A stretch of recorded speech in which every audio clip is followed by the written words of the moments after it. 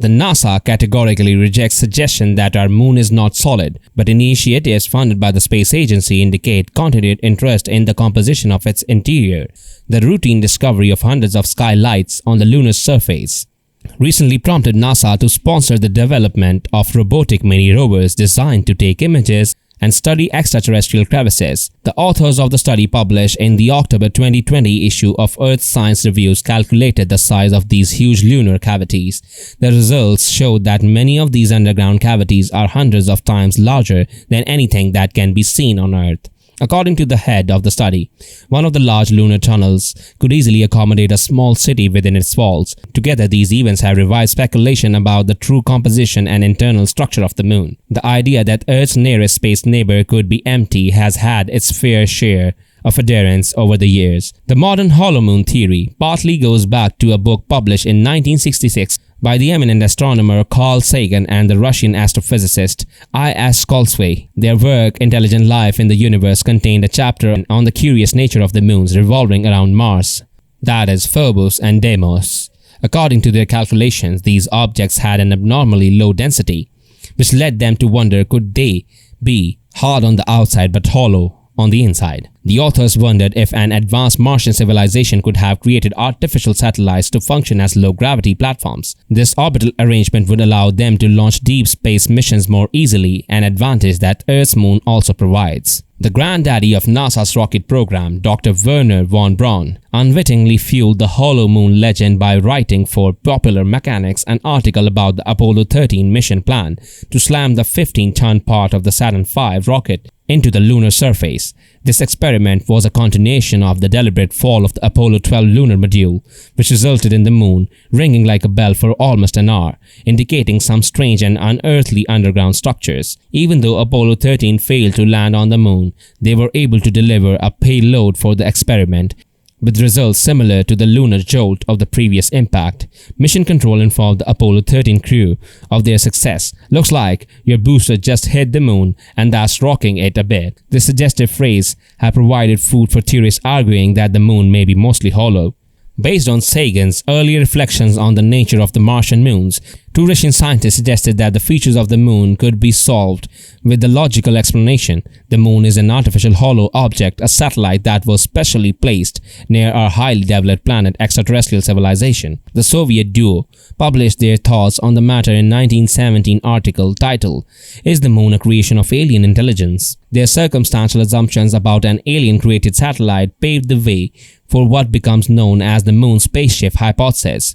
One of the first to pick up on this hypothesis was researcher and author Don Wilson. He outlined his hypothesis of an artificial satellite orbiting the Earth in two books, Our Mysterious Spaceship Moon and Secrets of Our Spaceship Moon. Wilson cited anomalies such as shallow lunar craters and the presence of strange structures and lights on the surface as evidence that the moon was formed naturally. Inspired by Soviet scientists' spacecraft theory, Wilson agreed that the moon was an ancient alien spacecraft. This required it to be basically a hollow vehicle, especially considering the size of the intended cargo.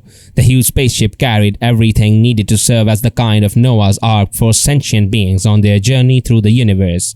Interestingly, Wilson mentioned the existence of lunar features that are like skylights. He referred to the work of amateur astronomer Dr. H.P. Wilkins, who was convinced that inside the moon, there really are vast hollow regions, perhaps in the form of caves, and that they are connected to the surface by huge holes or pits. Wilson suggested that these pits may be the entrances to underground hidden bases located inside the moon. Another book, written in the same vein as Wilson's, was collected by Christopher Knight and Alan Butler. In the book, Who Built the Moon?, the authors note many unrealistic coincidences between the moon, sun, and Earth, and insist that our planet's satellite was created on purpose, in contrast to Wilson's conclusion that the moon was a cosmic Noah's Ark that was brought to its current location from outside our solar system.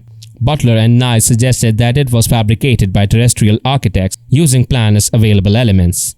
It is alleged that this is why tests of materials on the lunar surface have shown that their composition is extremely similar to that of the Earth. As for who owns the blueprints for the artificial moon, in an interview with The New Dawn, Knight elaborated on three possibilities. God, aliens, or humans. The only one that is 100% scientifically possible is the latter. Time travel is generally accepted as physically possible, and a number of scientists are close to sending matter into the past. We can assume that in the future machines could be created that could be sent back to remove matter from the young Earth for the construction of the moon, perhaps using mini black hole technology.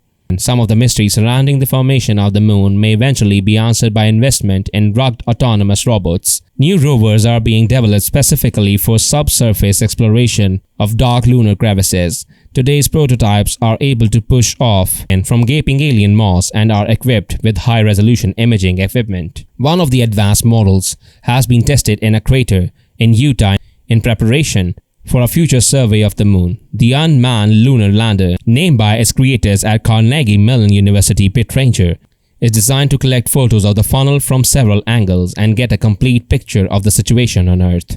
Gaining a more detailed understanding of these underground portals could greatly expand our understanding of the workings of the moon.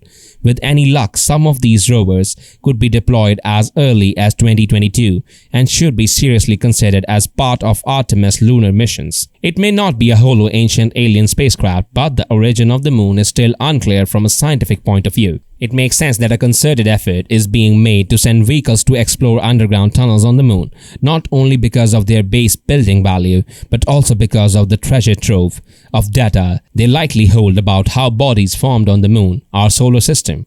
If the soon-to-be-explored lunar tunnels extend far below the surface, they could help explain some of the frequently cited anomalies of the moon and provide access to secrets buried under that regolith, as evidenced by the increased interest in robots capable of penetrating sublunar cavities and lunar exploration.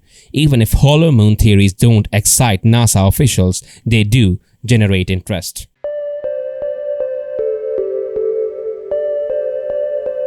The USA as well as the Soviet Union started to send probes to the moon in the late 50s. The surface of the moon, if in fact the moon is hollow, then if it really were a homogeneous mass of rock, the moon is much more interesting than we have ever been led to believe. Is the theory that the moon itself might actually be an artificial structure? That's right. There are people who believe that the moon itself is some kind of a giant spaceship. It is believed to lead to the center of the hollow moon. However, NASA has tried their best over the years to blur and obscure many of these structures. Often their attempts are extremely blatant. Two members of the Soviet Academy of Sciences have recently come up with the theory that the moon is a huge hollowed-out planetoid that was sent into orbit around the world billions of years ago. The moon is said to have an abundance of helium-3, in fact, somewhere around 1,100,000 metric tons. In retrospect, it will take only an estimated 100 tons to power the Earth for a year. Helium-3 some call the fuel of the future. Maybe the moon is an ex-mining base for the aliens.